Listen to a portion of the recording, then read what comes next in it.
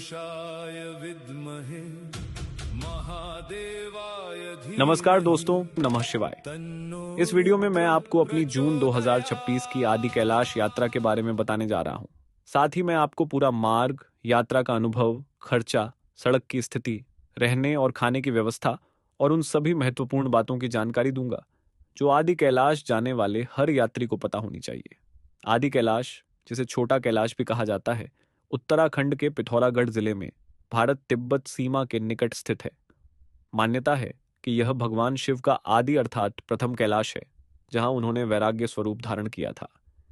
यह स्थान हिमालय की गोद में स्थित एक अत्यंत दिव्य और आध्यात्मिक ऊर्जा से भरपूर तीर्थ है।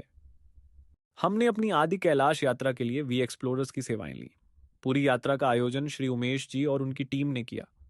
दिल्ली से पिथौरागढ़ तक की टैक्सी, स्थानीय परमिट, यात्रा समन्वय और आगे की व्यवस्थाएं उन्होंने बहुत अच्छी तरह से संभाली। स्टार्टिंग आवर आदि कैलाश यात्रा। ओम नमः शिवाय। दिल्ली से पिथौरागढ़ तक का सफर लगभग पूरे दिन का है, लेकिन अच्छी बात यह है कि अधिकांश रास्ता अब काफी बेहतर हो चुका है। कई हिस्सों में 3 और 4 लेन की सड़कें हैं, जिससे यात्रा अपेक्षाकृत आरामदायक और तेज हो जाती है।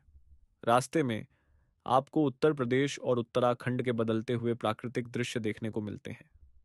जैसे जैसे आप पहाड़ों की ओर बढ़ते हैं, मौसम और वातावरण दोनों बदलने लगते हैं। यहाँ आपको स्थानीय कुमाऊनी भोजन, छोटे कैफे, रेस्टोरेंट और कई होटल मिल जाते हैं। रास्ते पे एक पहाड़ों के बीच में एक ढाबे पे रुके हुए हैं, जिसका नाम है केशव ढाबा, और इतना स्वादिष्ट खाना मिलता है। आप देख सकते हैं चावल और दाल, और ये काली पहाड़ों वाली दाल, और ये आलू की सब्जी, और ये कुकुम्बर का चटनी, वाह, और उसके ऊपर दही, चपाती, लकड़ी का पकवान, वाह वाह, स्वादिष्ट भोजन। पिथौरागढ़ पहुंचने से पहले हमारी यात्रा का एक अत्यंत महत्वपूर्ण आध्यात्मिक पड़ाव था मां गुणा देवी मंदिर। स्थानीय लोगों की मान्यता है कि आदि कैलाश और ओम पर्वत की यात्रा पर निकलने से पहले मां गुणा का आशीर्वाद अवश्य लेना चाहिए। इसलिए अधिकांश यात्री और स्थानीय चालक यहां रुककर माता के दर्शन करते हैं और सुरक्षित यात्रा की प्रार्थना करते हैं। पिथौरागढ़ एक बेहद सुंदर और शांत पहाड़ी जिला है। चारों तरफ ऊंचे पहाड़, हरियाली और छोटे छोटे बाजार इसकी खूबसूरती को और बढ़ा देते हैं। एक महत्वपूर्ण बात मैं सभी यात्रियों को बताना चाहूंगा। यदि आप पर्यटन सीजन में आदि कैलाश की यात्रा की योजना बना रहे हैं तो होटल पहले से बुक करके रखें। केवल फोन पर हुई बातचीत या मौखिक आश्वासन पर भरोसा न करें। हमारी यात्रा के दौरान हमें इसका अनुभव हुआ। जिस होटल से हमने फोन पर बात की थी, वहां पहुंचने पर पता चला कि उन्होंने कमरा किसी दूसरे यात्री को अधिक कीमत पर दे दिया था और हमसे अतिरिक्त पैसे की मांग की जा रही थी। इसलिए मेरी सलाह है कि होटल की बुकिंग हमेशा किसी विश्वसनीय प्लेटफॉर्म जैसे मेक माई ट्रिप, गोइबिबो या क्लियर ट्रिप के माध्यम से करें, या किसी भरोसेमंद ट्रैवल एजेंसी से लिखित पुष्टि प्राप्त करें। अगली सुबह हम तैयार थे यात्रा के सबसे रोमांचक चरण के लिए, जहां से हम पिथौरागढ़ से धारचूला और आगे भारत तिब्बत सीमा की ओर बढ़ने वाले थे। यहीं से वास्तव में आदि कैलाश यात्रा का हिमालयी अनुभव शुरू होता है। आदि Kailash tour with our tour operator team and we are very excited. So Adi Kailash is the land जो कि पंच कैलाश में से सबसे प्रमुख कैलाश माना जाता है. This is supposed to be the first Kailash. That is why the Adi name is there in the Kailash. Right. So माता सती के जब उनका देह के टुकड़े कर दिए थे सुदर्शन चक्र ने, तो उसके बाद भगवान शिव ने वैराग रूप ले लिया था बहुत लंबे समय के लिए. जो वैराग रूप महादेव का उस समय था, वो यहाँ गंगरी नाम से आज भी इस घाटी में पूजा जाता है. So this is a very मतलब डिफिकल्ट थिंग टू अंडरस्टैंड कि कॉन्टेक्स्ट कितना अलग हो सकता है. एंड यहाँ पर फिर उसके बाद जब वैराग में थे शिव, तो माता पार्वती ने बहुत तपस्या करके उन्हें प्रसन्न करने की कोशिश करी एंड माता पार्वती को महादेव ने दर्शन दिए वहाँ पे, एंड फिर उनका विवाह हुआ और आगे की कहानी हम सभी को पता है. तो this is how Adi Kailash is the most beautiful Kailash in it, and Adi Kailash is the only Kailash which is resembled to the original Kailash, Mount Kailash. मतलब आपका जो tip of the mountain है, that will be very similarity with the Mount Kailash. अच्छा, इसको आदि क्यों कहते हैं? Because this is supposed to be the first Kailash. आदि मीन्स सबसे पहला. हाँ, आदि मतलब प्री. और ये ओम पर्वत का क्या हिस्ट्री है? ओम पर्वत वहाँ पर था बहुत सालों से, लेकिन KMVN के एक एक्सप्लोरर रहे जिन्होंने उसको खोजा इन 1980 समवेयर। लेकिन ओम पर्वत जो है नेचुरली कार्व्ड है, दैट इज वो बर्फ गिरती है उस पर एंड बर्फ से वो बनता है। वो most beautiful thing you can see in mountain, वो भी पूरा का पूरा एक नेचुरल शेप बना हुआ है, वो भी बहुत अच्छे तरीके से, दैट इज ओम। अच्छा, हमारे दर्शकों के लिए अगर कोई और पॉइंट है, कितने बजे निकलना चाहिए, कितने बजे ओम पर्वत और आदि कैलाश के दर्शन करने चाहिए, और कोई पॉइंट है जो देखने चाहिए वहाँ पे, और कोई टिप्स और ट्रिक्स? राइट, फॉर आदि कैलाश दर्शन आपको पिथौरागढ़ से कम 3 दिन का समय लगता है।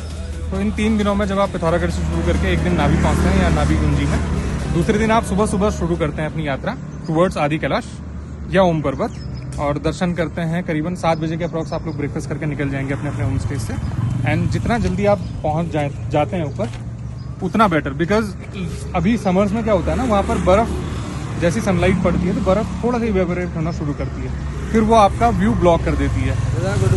तो दैट हैपेंस, अगर आप अर्ली स्टार्ट करते हैं तो that will be the best thing for both आदि कैलाश। अर्ली मतलब कितने बजे? 7 बजे तक एटलीस्ट मूव कर जाइए। मेन कैलाश के लिए सुबह सुबह हाँ, पिथौरागढ़ वो में एक रात विश्राम करने के बाद अगली सुबह हम जल्दी उठकर अपनी यात्रा के अगले चरण के लिए तैयार हो गए। अब हम हिमालय के और भी अंदर प्रवेश करने वाले थे। पिथौरागढ़ समुद्र तल से लगभग 1627 मीटर अर्थात 5338 फीट की ऊंचाई पर स्थित है। यहाँ से आगे बढ़ते हुए हमें धीरे धीरे लगभग 3200 मीटर यानी 10,500 फीट की ऊंचाई पर स्थित नाभि गांव तक पहुंचना था। इस दौरान हम 5000 फीट से अधिक की ऊंचाई प्राप्त करने वाले थे। सुबह पिथौरागढ़ से निकलकर हम धारचूला पहुंचे। धारचूला भारत नेपाल सीमा पर स्थित एक सुंदर कस्बा है, जहां काली नदी दोनों देशों को अलग करती है। यहां आवश्यक परमिट और दस्तावेजों की जांच पूरी की जाती है। इसके बाद शुरू होता है यात्रा का सबसे रोमांचक हिस्सा। धारचूला से नाभि तक की लगभग 70 किलोमीटर की यात्रा भले ही दूरी में छोटी लगे, लेकिन पहाड़ी रास्तों के कारण इसमें 6 से 60 घंटे तक लग सकते हैं।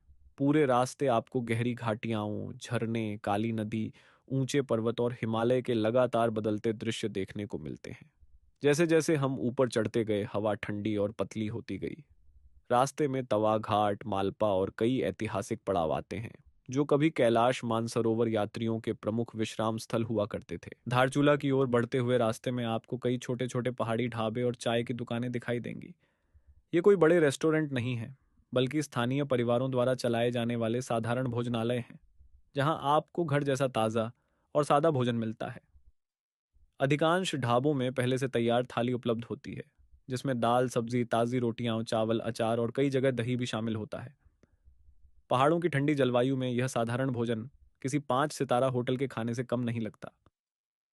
इन ढाबों की सबसे खास बात है कि यहाँ आज भी कई जगह भोजन पारंपरिक लकड़ी के चूल्हे पर बनाया जाता है। जलती हुई लकड़ियों की सुगंध, तवे पर सिकती हुई गर्म रोटियां और ताज़ा बनी दाल का स्वाद यात्रा को और भी यादगार बना देता है। नाभि गांव पहुंचकर ऐसा महसूस होता है मानो समय कुछ दशक पीछे लौट गया हो।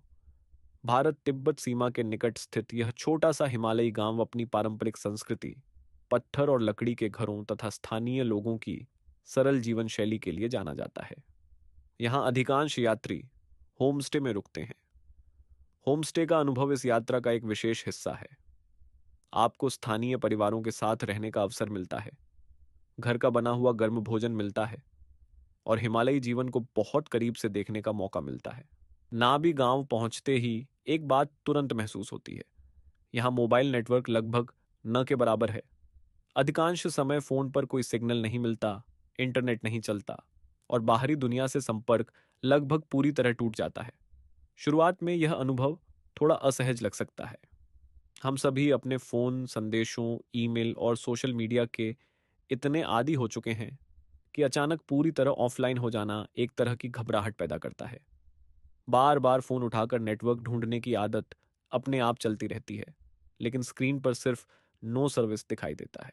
लेकिन जैसे जैसे कुछ घंटे बीतते हैं, एक अलग ही परिवर्तन शुरू होता है।